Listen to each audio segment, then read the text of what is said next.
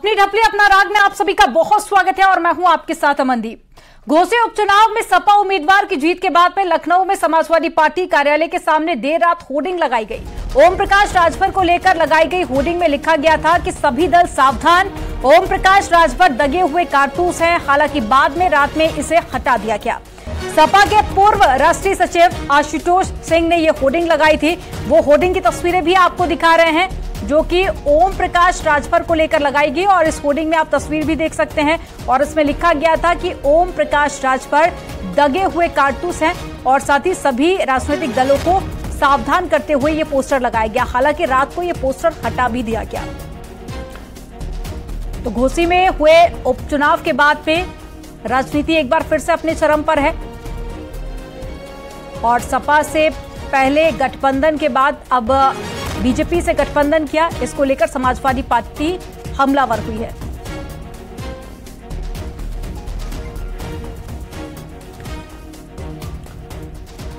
पर्यटन मंत्री जयवीर सिंह 2 दिनों के वाराणसी दौरे पर है। जयवीर सिंह काशी विश्वनाथ मंदिर में दर्शन पूजन करने पहुंचे और घोसी विधानसभा उपचुनाव में दारा सिंह चौहान की हार पर जयवीर सिंह ने कहा कि सपा ने अपनी जीती हुई सीट बरकरार रखी है। विपक्ष पर निशाना साधते हुए उन्होंने कहा कि विपक्ष जब हारता है तो ईवीएम पर ठीकरा फोड़ता है। उन्होंने आगे कहा कि हम घोसी में मिली हार की समीक्षा करेंगे और जयवीर सिंह ने दावा किया है कि 2024 में यूपी की 80 सीटें जनता बीजेपी के झोली में डालने का काम करेगी। ये समाजवादी पार्टी की जीती हुई सीट थी जो वो बरकरार रखने में कामयाब हुए हैं। हमारा प्रयास था कि ये चुनाव राज्य और केंद्र की उपलब्धियों, सरकारों के परफॉर्मेंस के आधार पर हों, लेकिन स्थानीय स्थितियों, परिस्थितियों के आधार पर चुनाव हुआ और निश्चित रूप से सपा अपनी सीट को बचाने में कामयाब हुई। लेकिन जिस तरीके से विपक्ष हमेशा जब हारता, कल ये चुप है, लेकिन हारता है तो भारत निर्वाचन आयोग ने हरा दिया, ईवीएम ने हरा दिया, प्रशासन ने हरा दिया। घोसी उपचुनाव में बीजेपी ने सपा से आए दारा सिंह चौहान को अपना प्रत्याशी बनाया था, फिर ओम प्रकाश राजभर को चुनाव प्रचार में उतार दिया, लेकिन दोनों नेता बीजेपी को जीत दिलाने में नाकामयाब साबित हुए। इसका असर यह हुआ है कि घोसी की सीट सपा एक बार फिर से जीत गई है और इस बार बड़े मार्जिन के साथ में। ऐसे में सवाल उठता है कि आखिर दारा सिंह चौहान चुनाव हार कैसे गए। एक रिपोर्ट आपको दिखाते हैं।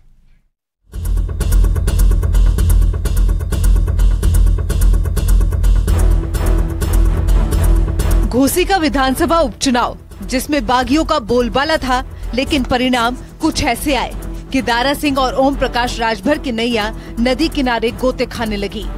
चाहे बीजेपी के सहयोगी ओम प्रकाश राजभर हो या फिर संजय निषाद या फिर समाजवादी पार्टी का दामन छोड़ बीजेपी में शामिल हुए दारा सिंह चौहान, जो अपनी सीट भी बचा नहीं सके क्योंकि जातीय समीकरण के लिहाज से दावा जीत का किया जा रहा था।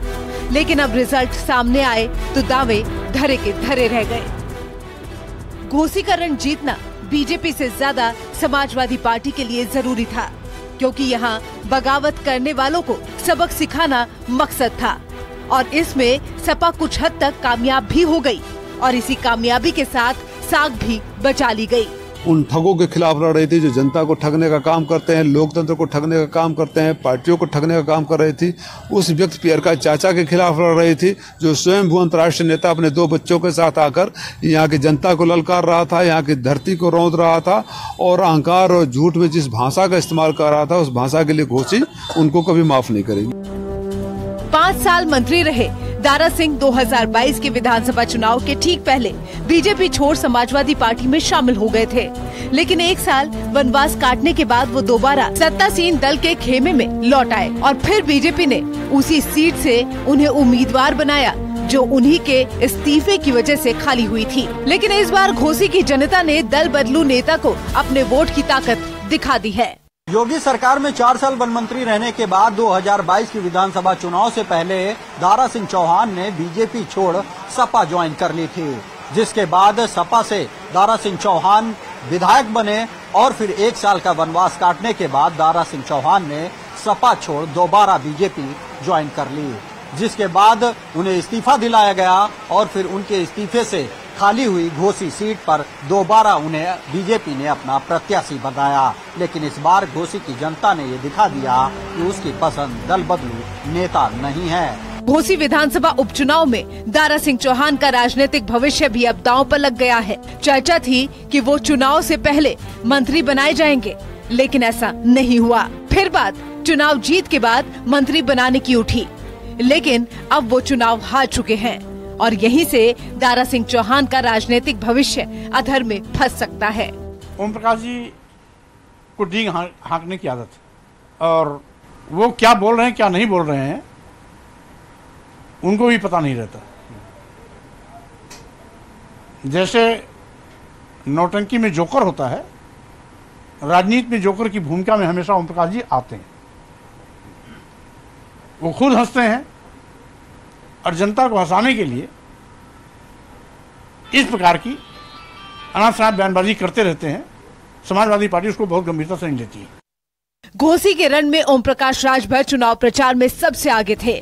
चुनाव से 1 महीने पहले ही मऊ में डेरा जमा चुके थे, लेकिन उनकी प्लानिंग और रणनीति धरी की धरी रह गए हैं। प्रवक्ता हैं बीजेपी से, बहुत स्वागत आपका। अशोक यादव जुड़ गए हैं, समाजवादी पार्टी से प्रवक्ता हैं।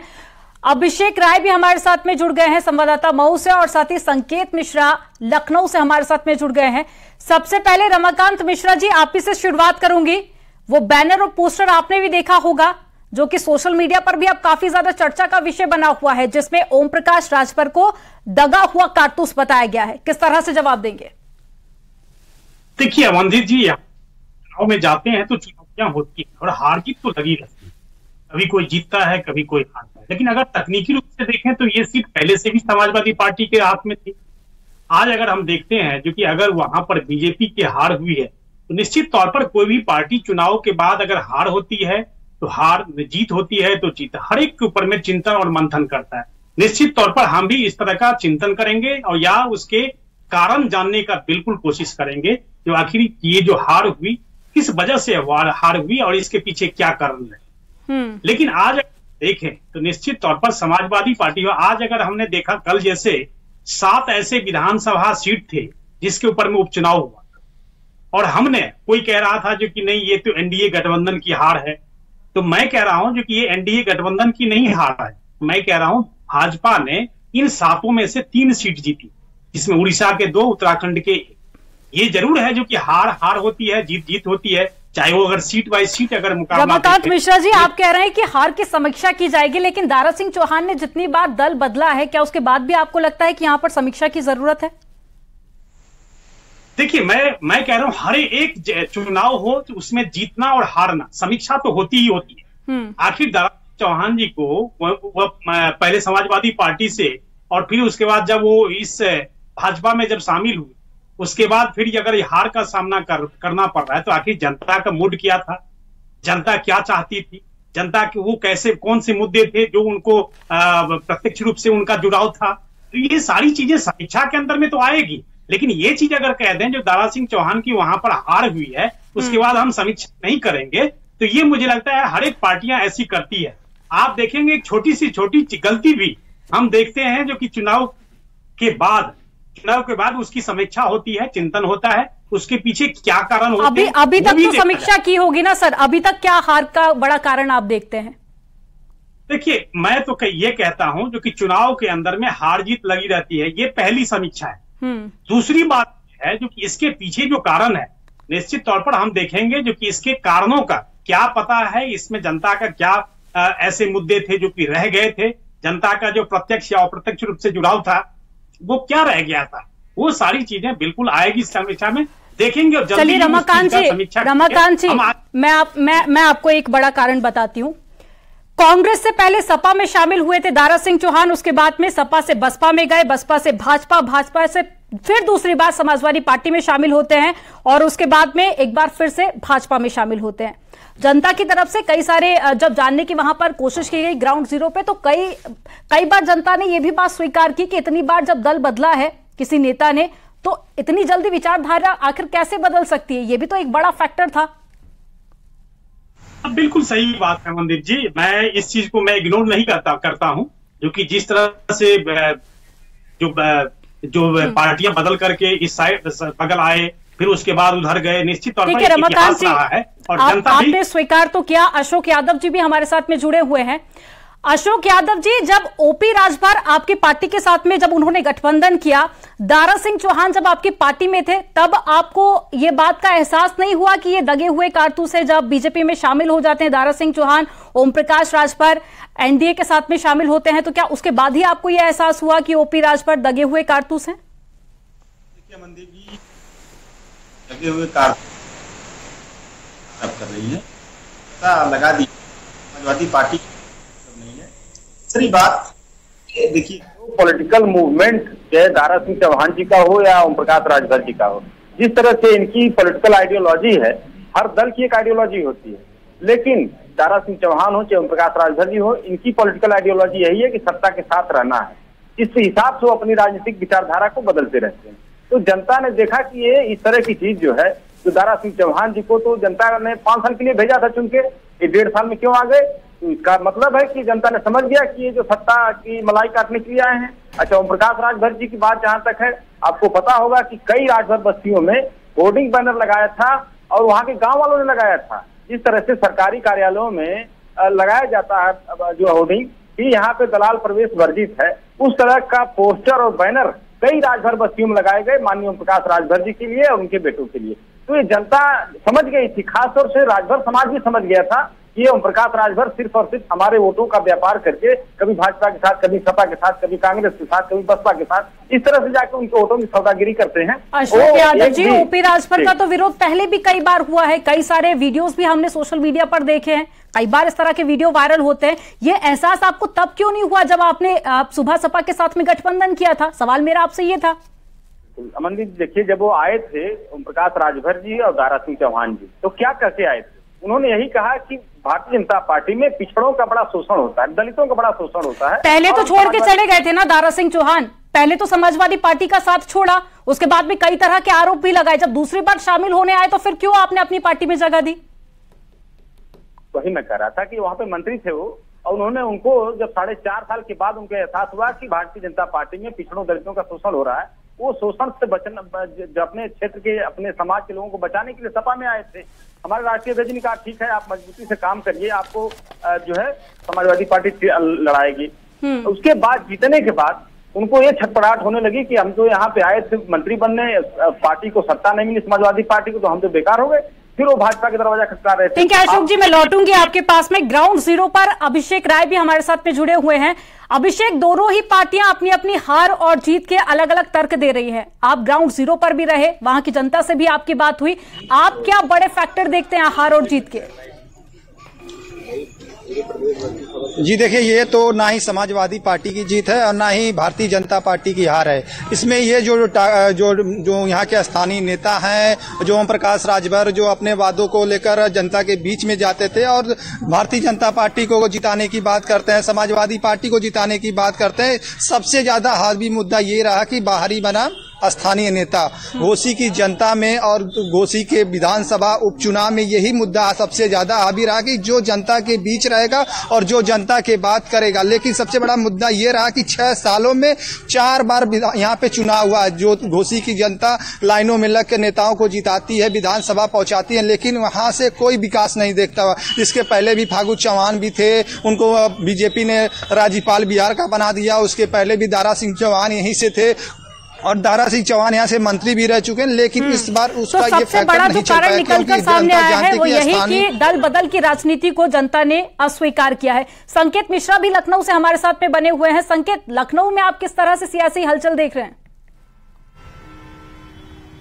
बिल्कुल, देखिए, भारतीय जनता पार्टी ने इस हार के बाद जो समीक्षा की है, उस समीक्षा की जो रिपोर्ट तैयार हुई है उसमें सीधे तौर पर यही है कि कल जिस तरीके से भारतीय जनता पार्टी के राज्य मुख्यालय में समीक्षा बैठक हुई, महामंत्री संगठन और प्रदेश भाजपा के अध्यक्ष भूपेंद्र चौधरी समेत तमाम जो पार्टी के पदाधिकारी हैं उन्होंने समीक्षा की। उसके बाद आज क्षेत्रीय अध्यक्ष जो उस क्षेत्र के रहे उनको बुलाया पार्टी के प्रदेश अध्यक्ष ने, उनके साथ में चर्चा हुई।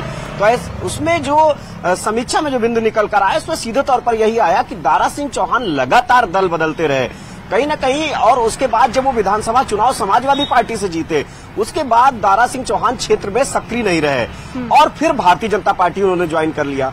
भारतीय जनता पार्टी ज्वाइन करने के बाद बीजेपी का ही अपना जो कार्यकर्ता था वही नहीं स्वीकार पा रहा था। दारा सिंह चौहान दरअसल इतनी बार दल बदल चुके थे, बीजेपी के कार्यकर्ताओं के बीच में भी उतनी ज्यादा स्वीकार्यता नहीं थी और दूसरी तरफ जनता ने भी सीधे तौर पर नकारा। यही वो वजह थी कि भारतीय जनता पार्टी इस बात को भली बात समझ गई थी कि घोसी की सीट काफी टफ है।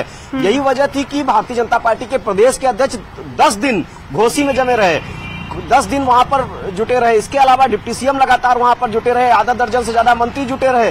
भारतीय जनता पार्टी इस बात को भली बात जानती थी कि यहाँ पर चुनाव प्रचार तो काफी जोरों पर था, लेकिन बीजेपी को उतना फायदा होता हुआ दिखाई नहीं दिया क्योंकि काफी ज्यादा मार्जिन से यहाँ पर समाजवादी पार्टी ने जीत दर्ज की है। रमाकांत जी, एक फाइनल कॉमेंट में आपसे चाहूंगी क्योंकि 2024 से पहले ये एक तरह से लिटमस टेस्ट साबित होना था बीजेपी के लिए, लेकिन बीजेपी ये सीट हार गई है। आगे किस तरह से आप देखते हैं 2024 को और दोनों नेताओं को लेकर जिस तरह से सियासत जारी है, तो क्या बड़ी भूमिका 2024 में रहने वाली है दारा सिंह चौहान और ओपी राजभर की? देखिए, इसमें अमनदीप एक चीज मैं जरूर कहूंगा, 2024 का जो चुनाव है आप देखेंगे, ओवरऑल अगर चुनाव देखेंगे, निश्चित बात है हम लोगों का सेंट्रलाइज्ड है घोसी चुनाव। आपने कहा जिस तरह से, वैसे अगर ओवरऑल अगर परफॉर्मेंस देखें तो बीजेपी की परफॉर्मेंस और उससे बेहतर रही है। सातों चुनाव अगर हम देखेंगे उसमें 3 बीजेपी की जीत हुई है। तो अगर ओवरऑल अगर देखते हैं तो फिर तो कहीं कोई दिक्कत नहीं आ रही। लेकिन अगर पर्टिकुलर एक सीट के लिए अगर देखते हैं तो निश्चित तौर पर मंथन करने की आवश्यकता है। और ऐसे में जिस तरह से आपने कहा जो कि क्या उनका रोल रहेगा, तो ये आगे आने वाला जो संगठन है निश्चित तौर पर वो बताएगा जो कि किस तरह से उनका रोल रहेगा, किस तरह से उनकी भूमिका रहेगी पार्टी के अंदर या और जगह। ठीक है, ये हमें देखना। अशोक यादव जी, आपका एक फाइनल कॉमेंट। मैसेज है, घोसी की जनता ने बहुत बड़ा मैसेज दिया है कि एक तरफ इंडिया गठबंधन को उसने 7 में से पूरे अगर 6 राज्यों में जो 7 उपचुनाव हुए हैं, ये घोसी के साथ साथ 7 राज्यों में जो उपचुनाव, 7 सीटों पे जो उपचुनाव हुए हैं, उसमें स्पष्ट रूप से जनता ने मैसेज देने का काम किया कि इंडिया गठबंधन को उसने 4 सीटें दी है और इंडिया गठबंधन को उसने 3 सीटें दी है। तो इसे स्पष्ट था कि इंडिया गठबंधन की बढ़त का एक छोटी सी, लेकिन समाजवादी पार्टी की तरफ से जो मुद्दे गिनाए गए थे उन मुद्दों पर जनता ने वोट नहीं दिया है। यह भी बात आपको समझनी पड़ेगी क्योंकि दल बदल की राजनीति को जनता ने अस्वीकार किया है, ना कि समाजवादी पार्टी की तरफ से जो मुद्दे उठाए गए थे उस पर वोट डाले गए हैं। आप सभी मेहमानों का हमारे साथ में जुड़ने के लिए बहुत शुक्रिया। तो घोसी को लेकर सियासी उठापटक अब लगातार जारी है। बैनर और पोस्टर भी लगाए गए जिसको लेकर अब आरोप प्रत्यारोप का दौर शुरू हो गया है। लेकिन अगर यहाँ के चुनावी आंकड़े को देखा जाए तो यहाँ पर ज्यादा मार्जिन से समाजवादी पार्टी को जीत मिली है। यहाँ